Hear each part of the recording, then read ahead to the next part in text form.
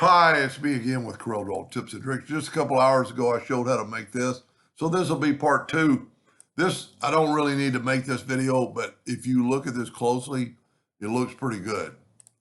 And it doesn't take any time to do this. So I'm going to take this and hit P, put it in the center of the page. Real important to start in the center of the page.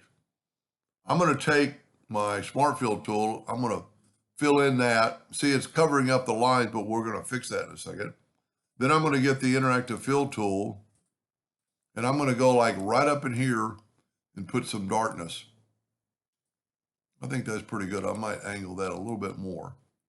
Now, this is where it becomes easy. Control D, alternate C, and we rotated everything 22.5. So, oh no, 45, that was something earlier. And then Control D. See what happens when you make a mistake? If you do that, Control D, alternate C, and just go the 45 and then hit Control D, Control D, Control D, Control D. Now we can't really reverse, do that, attribute eyedropper, so we'll just have to go again.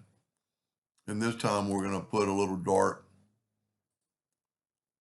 in that color, in that spot. We just want a little bit like it's going underneath there. And see how I'm getting there so I can move my handle that away and just have it concentrate on that. I'm going to add a little bit more. Let me bring this in a little bit more. Matter of fact, I'm going to bring this, well, I've already rotated that, so I won't do them all. But then just grab that, Control D, alternate C, and rotate it 45 degrees. And you see that I got red lines. Well, you can very easily select it all and right-click black and make them even thicker than you want, make it kind of stand out. I think it really adds to it. Let's put a black box around it. And it really makes it stand out with this. Basically, the interactive fill tool is a shadow effect.